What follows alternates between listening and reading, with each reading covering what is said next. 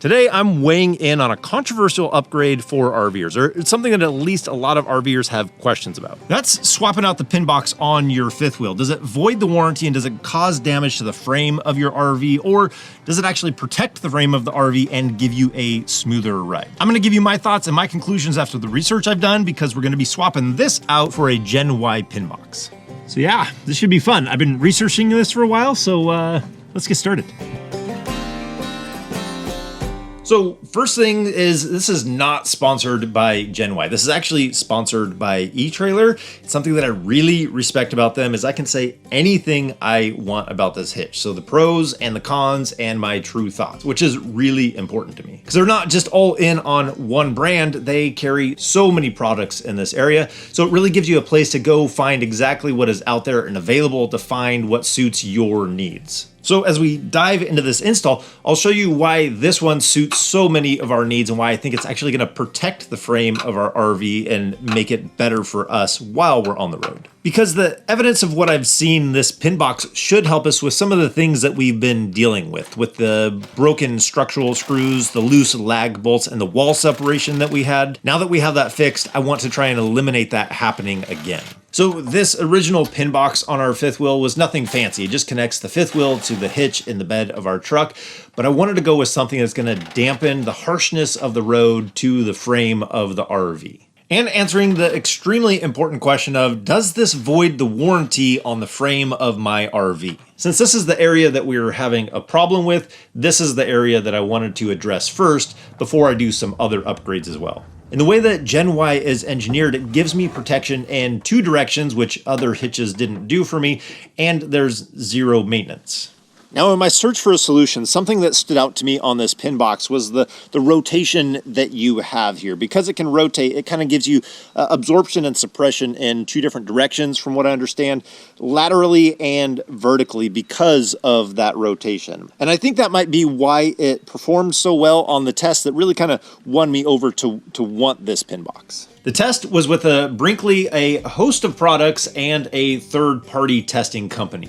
And looking at some of those numbers, the graph that shows the chatter, basically the impacts of the road on the frame of the RV, the Gen Y hitch was one of the things that seemed to do the most for dampening the effects of the road. Next, I'm going to look at upgrades for the axles, but step one here was to get this taken care of. So now the big question of, does this void the warranty on the frame of our RV? That's a little bit more complicated because there are certain things that you can do that will cause harm to the frame of your RV, especially in this area. So what I did is I called Grand Design, because all the issues that they've been having with the frames, they did extend the warranty, which now our RV is included in that warranty. What I was told was I should call Lippert to see if I make a modification in this area, if it will affect the warranty on the frame itself. So I called Lippert. I called them quite a while ago, and from what I had understood, I thought they were doing testing with this Gen Y hitch, and the results should be out soon if it was approved or not approved for our specific frame.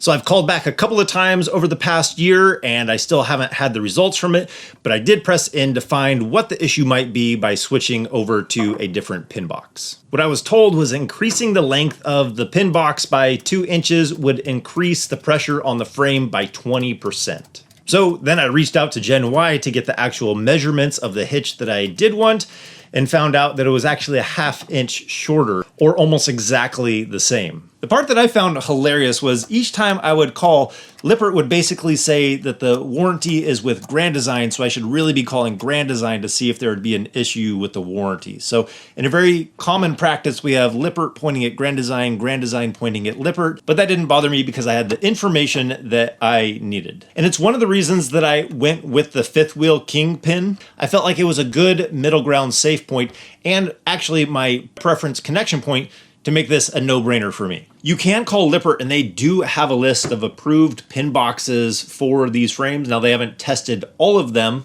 but there are options out there that they say are approved for different frames. Because I know a lot of people love to go with the gooseneck option. It frees up the bed so you don't have a large hitch in the bed of your truck all the time. But not every gooseneck adapter is going to be good for the frame of your fifth wheel. It does change the leverage and the pressure points of the pressure that it's putting on the frame and the welds of the RV.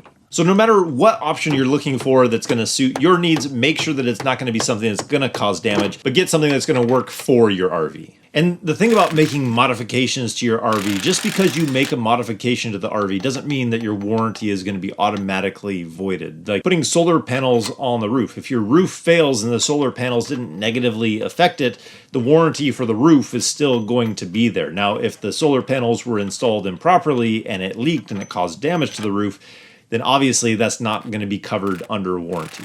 So I don't usually shy away from doing upgrades or modifications to the RV, but I do my research to make sure what I'm doing I feel confident and comfortable with doing. I know a lot of people are going to ask why I didn't go with a gooseneck connection, and that's because I just prefer the fifth wheel connection. It is so fast and easy to be able to hook up. I don't have a gooseneck connection in my truck, but I have to say I love the B&W Companion. It's my favorite hitch that we've ever had, and at this point I can still take it in and out of the truck by myself. It isn't that fun, but very doable. But with the fifth wheel connection, a lot like the semi-tractor trailers that we see on the highway, it's quick, efficient. I don't need safety chains. It's just my personal preference. I also like projects that I can do on my own, and this was definitely a project that I could do on my own. Sure, it would have been nice to have an extra set of hands to be able to move and manipulate this. It probably would have gone just a little bit quicker, but a few tricks, being able to manipulate it, pull it into place, leverage it, it really wasn't that bad. It just took a little bit longer. The other things that really kind of sealed the deal for me on this pin box was the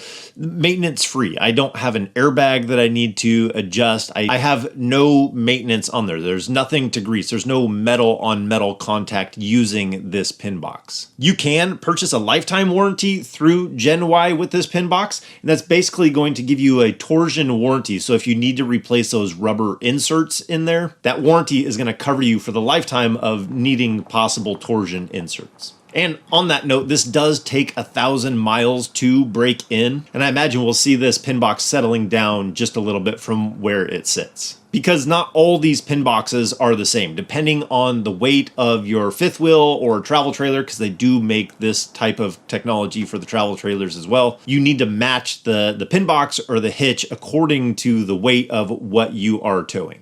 But with all that, I'm pretty excited about this. Something that's going to improve the ride quality, so when we're going down the road, it's going to be that much better.